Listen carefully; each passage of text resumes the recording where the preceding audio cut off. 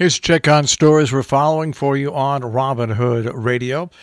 Connecticut is rolling back modified Phase 2 rules beginning today. With COVID-19 cases on the rise, the state is rolling back to a modified version of Phase 2. It's called Phase 2.1. Today, changes in the protocol include restaurants reducing to 50% capacity with a maximum of 8 people to a table. Restaurants and entertainment venues like bowling alleys, movie theaters, arcades will be required to close by 9:30, with the exception of food takeout and delivery practices, which will be allowed to continue after 9:30. Personal services such as hair salons and barbershops will remain at 75% capacity. Event venues will be limited to 25 people indoors, 50 people outdoors. Performing arts venues and movie theaters will have a capacity of 100 people. Religious gatherings will be limited to 50% capacity or 100 people maximum. Meanwhile, Massachusetts coronavirus restrictions as of today are in place. Everybody over the age of 5 must wear a mask in public, even when socially distant. Residents are asked to stay at home between the hours of 10 p.m. and 5 a.m. unless traveling for work or the grocery store.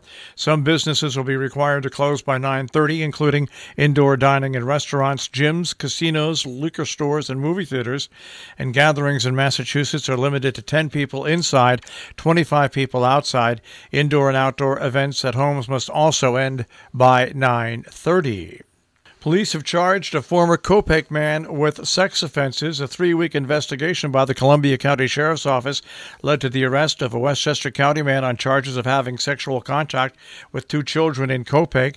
Sheriff Bartlett announced this week John R. Mastropolo, 84, of Cortland Manor, was charged with first-degree criminal sex act, a Class B felony, and first-degree sexual abuse, a Class D felony.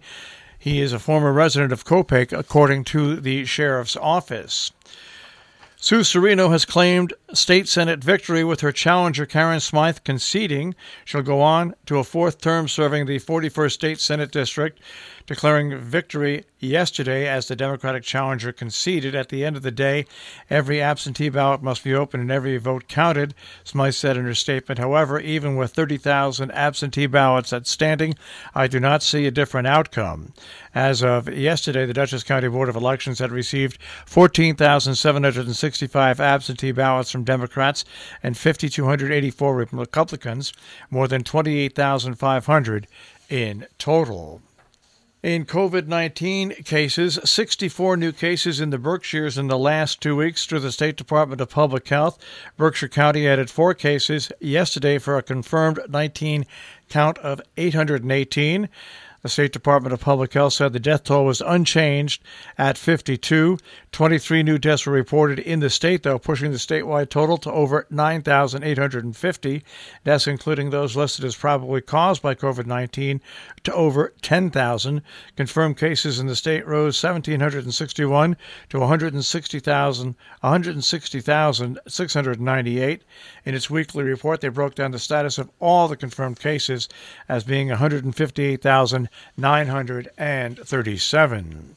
Meanwhile, Columbia County had 23 new COVID-19 cases, the highest number on Wednesday in a single day since the beginning of the pandemic.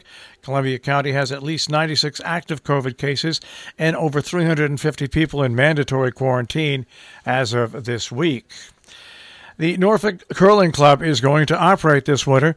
The uncertainty of the COVID-19 pandemic played on everybody's mind, but members of the Curling Club are hopeful they'll be able to reopen. The Phase 2 for reopening back slightly from where it was this summer, but it still allows public gatherings of a limited size. The Curling Club, which is classified as a sporting club, is allowed to reopen if it adheres to the specific COVID-19 regulations regarding hygiene, physical distancing, and facility capacity. The Kent Memorial Library on Main Street in Kent is offering a virtual music access program of coffeehouse-style music performances the first Friday of the month at 7 p.m. The proposed remaining lineup includes Spin Music Tonight with Wanda Houston and George Potts. December 4th, the presentations of Zoom are free and open to the public. More information or to register for the login, 860-927-3761 or kentmemoriallibrary.org. Pine Plains American Legion Post and the Pine Plains VFW Post celebrating Veterans Day. It'll happen early this year on Saturday, November 7th. Veterans Day is the 11th, but on Saturday, November 7th at 11 a.m. at the American Legion Hall in Pine Plains, there'll be guest speakers along with veterans-related readings. Students from Stissing Mountain Junior Senior High School plan to be present dressed in different military garb from throughout U.S. history. You're asked to please wear masks and also practice social distancing. There's an art opening at the Hotchkiss Library in Sharon. It happens tomorrow with Karen Lesage. It runs from 3 until 5 p.m. More information at 860-364-5041 and hotchkisslibrary.org. Also tomorrow, 9 o'clock till 10, Cornwall Association monthly meeting via Zoom. At 3 o'clock, the Fresh Air book signing with Jacques Schiller at the Wish House in Cornwall. Also tomorrow, the South Armenia Church will continue its popular autumn event, taking takeout for their dinner from 3 until 5 p.m. at the Parish Hall, South Armenia Road in Wassaic. In addition to the charcoal roasted beef, the menu includes mixed salad, rolls, baked potatoes, green beans, and homemade desserts. $15 for full takeout meals. Reservations are requested. 845-789-1206, 845-877-3939. Pumpkin Trail at the Sharon Audubon Center goes on this weekend through November 8th. Families welcome to come walk around the main grounds on Cornwall Bridge Road and view carved and decorated pumpkin entries in the exhibit and vote for your viewer's choice favorite.